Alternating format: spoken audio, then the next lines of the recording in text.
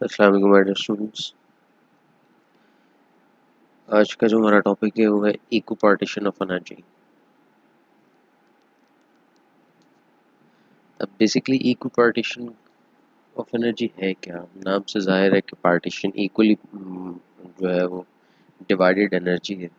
किस चीज़ में equally divided energy है कि जो गैस, हम कोई भी एक सिस्टम कंसीडर करते हैं जिसमें गैस मॉलिक्यूल्स जो हैं वो फ्रीली मूव कर रहे हैं।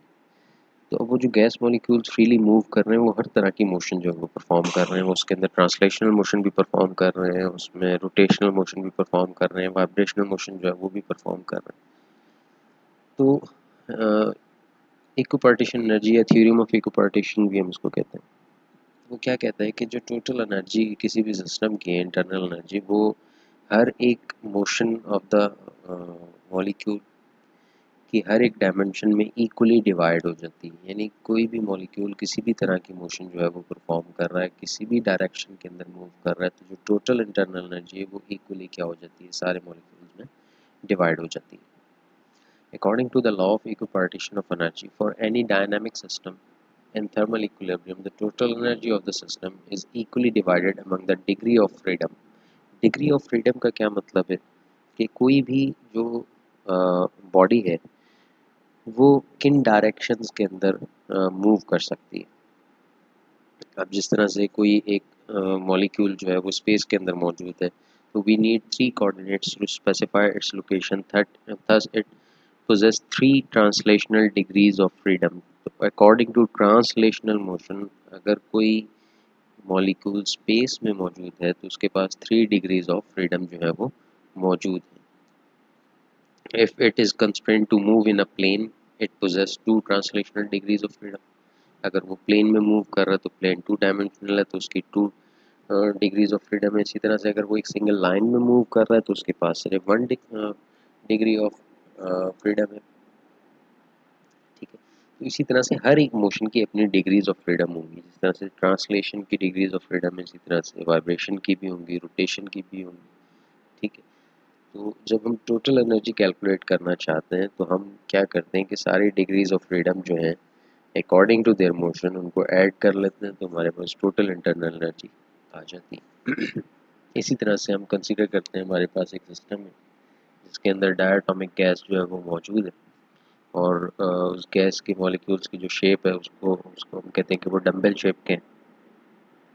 तो अब वो जब ट्रांसलेशनल मोशन परफॉर्म कर रहे हैं, ट्रांसलेट कर रहे हैं, तो वो 3 म्यूचुअली परपेंडिकुलर एक्सेस के अंदर क्या कर सकते हैं, मूव कर सकते हैं। In addition the molecule can rotate about 3 mutually perpendicular axes. तो हम दो तरह की मोशंस कंसीडर कर रहे हैं। एक हम उसकी ट्रांसलेशनल मोशन कंसीडर कर रहे हैं, दूसरा हम उसकी रोटेशनल मोशन जो है वो भी कंसीडर कर रहे हैं। The molecule can rotate about 3 mutually perpendicular axes. There are 5 degrees of freedom for translation and rotation. तो जब हम इनको ऐड करें तो हमारे पास टोटल कितनी 5 डिग्रीज ऑफ रोटेशन जो है वो 5 डिग्रीज ऑफ फ्रीडम जो है वो हमारे पास बनती हैं according to translation rotation. 3 associated with the translation motion and 2 associated with the rotational motion because each degree of freedom contributes on average 1/2 k bt of energy पर मॉलिक्यूल। अब इसके अंदर ये के बी जो है, ये के बी दो अलग अलग वो नहीं है हमारे पास वैल्यूज़। ये के बी जो है एक ही हमारे पास कांस्टेंट है जिसको हम बोल्ट्जमैन कांस्टेंट कहते हैं। ठीक है। The internal energy for a system of N number of molecules. तो अभी हम सिर्फ दो तरह की मोशन जो है वो कंसीडर कर रहे हैं। अभी हमने वाइब्रेशन जो है वो कंसीडर नहीं की। तो जब अगर हम वाइब्रेशन भी कंसीडर कर लेंगे तो फिर जो नंबर वाइब्रेशनल मोशन की जो डिग्रीज ऑफ फ्रीडम है वो भी इसके अंदर क्या हो जाएंगी, ऐड हो जाएंगी।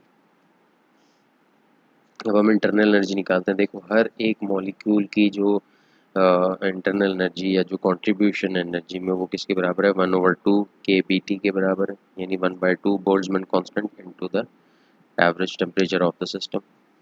अब 3 डिग्रीज ऑफ फ्रीडम जो है वो किसकी थी, ट्रांसलेशन की, तो वो 3 उसके साथ आ गया।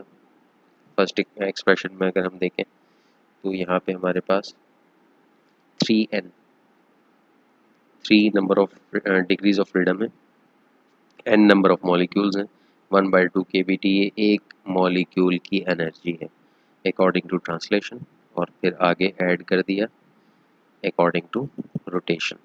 अब जब इन दोनों को ऐड करेंगे तो टोटल वैल्यू क्या हो जाएगी, 3 + 2 5 हो जाएगी, और ये 2 जो है दोनों में कॉमन है तो ये 5 के नीचे आ गया और आगे n इंटू के इंटू टी। ठीक है, अब ये के बी जो है ये बोल्ट्जमैन कांस्टेंट है और ये बराबर होता है general gas constant R divided by Avogadro's number N A, यानी के जो है ये रेशो है आर ओवर एन ए की। तो जब हम यहाँ पे k की वैल्यू सब्स्टिट्यूट करेंगे तो ये एक्सप्रेशन क्या बन जाएगा, n over N A into R into T. तो n ओवर एन ए जो है वो किसके बराबर हो जाएगा, नंबर ऑफ मोल्स के बराबर हो जाएगा। ठीक है, तो इस वजह से यहाँ पे हमारे पास n के बी इंटू टी था, तो जब हमने इसकी k की वैल्यू यहाँ सब्स्टिट्यूट की तो हमारे पास एन आर टी बन गया। ठीक है, तो एन आर टी कैसे बना कि k जो है इट सेल्फ किसकी रेशो है, r ओवर एन ए की रेशो है। ठीक है, तो R वैसे ही आ गया और N ओवर एन ए जो है वो नंबर ऑफ मोल्स बन गए, तो ये हमारे पास एक्सप्रेशन आ गया। ठीक है, अब हम specific heat at constant volume या कांस्टेंट प्रेशर जो है वो कैलकुलेट कर सकते हैं इसके थ्रू गैस की। तो स्पेसिफिक हीट कैलकुलेट करने का फॉर्मूला हमारे पास क्या है, 1/n into derivative of internal energy with respect to temperature. अब 1/n वैसे ही आ गया constant T by D T. अब देखो इंटरनल एनर्जी की जो वैल्यू हमने इस फर्स्ट इक्वेशन के अंदर कैलकुलेट की थी 5/2 एन आर टी, वो हमने यहाँ पे सब्स्टिट्यूट कर दी। अब जो वैल्यू हमने सब्स्टिट्यूट की है यहाँ पे, ठीक है, उसके अंदर एन भी कांस्टेंट है, आर भी कांस्टेंट है, 5/2 जो है वो भी कांस्टेंट है, तो ये सारी चीज़ें जो हैं वो डेरिवेटिव से बाहर चली जाएंगी, तो D by D T into T रह जाएगा। तो जब डी बाई डी टी जो है वो टी के ऊपर अप्लाई होगा तो दैट इज इक्वल्स टू 1। ठीक है, डेरिवेटिव जो अप्लाई करेंगे हम D by D T T पे ही अप्लाई करेंगे तो वो क्या हो जाएगा, 1 के इक्वल हो जाएगा। तो हमारे पास क्या रह गया, 1/n 5/2 n इंटू आर। ठीक है, अब ये n इस n से जो है वो कैंसिल हो जाएगा, इधर भी ब्रैकेट में भी n है बाहर भी n है, तो ये n n से कैंसिल हो गया। अब हमारे पास सिर्फ क्या रह गया, 5/2 इंटू आर।